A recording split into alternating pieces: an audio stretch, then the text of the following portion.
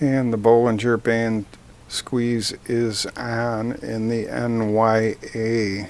You can see it here. So if you do the math, that this one is tighter than this one over here on the 16th. And this one was about as tight as it could get back a few years where I looked and researched. So this one's even tighter than the previous one there. So the way I approach these is wherever it's the tightest, and this lower Bollinger Band is making it even tighter every day. When price is either below the Bollinger Band mid-band or above it, I say it's skewed to make the drop below the lower band now because it's below the mid-band now. But it could get even tighter. So at its tightest point, wherever price is in relation to the Bollinger Band, and that will dictate usually which way it breaks out, either to the downside or the upside. And looking back at this one in January, you can see it was skewed to the downside as price was closing below the mid-band, but then it just turned around like a Marty McFly moment. And if you were shorting, you did have plenty of time to jettison it. I've been extremely concerned when it went back above the lower Bollinger Band, and even more concerned and got rid of everything when it closed above it over here. And with everything switched back on, you can see that the D wave is on up wave 2, so it'll print the 2 on a tick lower than this low, at least for the next few days, and then it will slowly be moving up the criteria for where the 2 prints. And price is in the cloud below the Bollinger Band, and it looks like it's going to be tight up against the top of the cloud in relation to the mid Bollinger Band.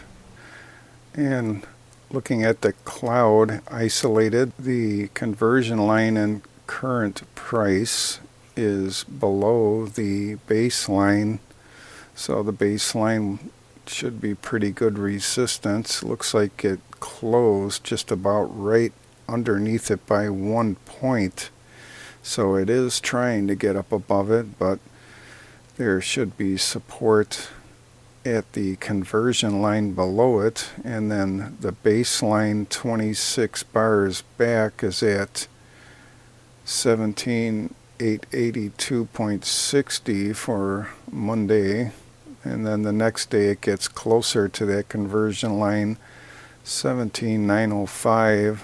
So there could be pretty good support somewhere in this area for the next couple of days, 17,882 up to 17,975.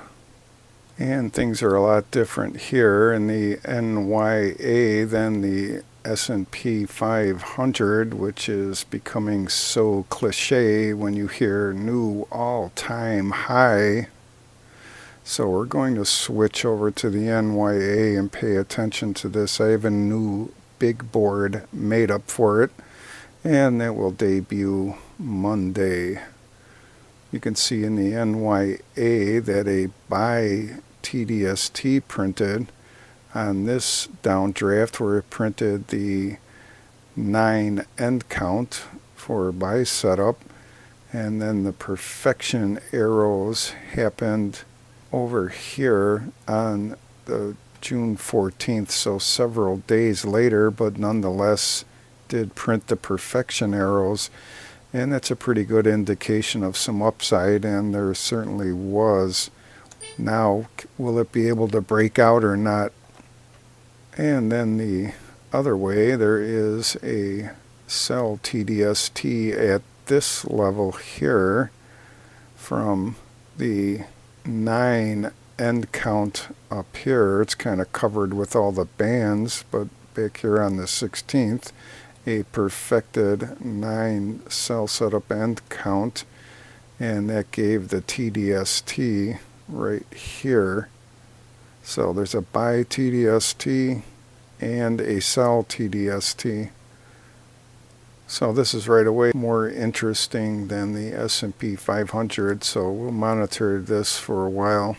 And back to the Ichimoku cloud, looking forward 26 days, you can see it goes somewhat flat, and the baseline 26 bars back in a few days will be around the same level as the top of the cloud somewhat, so there's going to be pretty good support there if it can stay above the cloud baseline back here and over here, but right now it's got all the cards against it during current price as it is below the baseline but trying to break out. So my analysis from everything we just looked at is that it's skewed to the downside a little bit more than it is to the upside.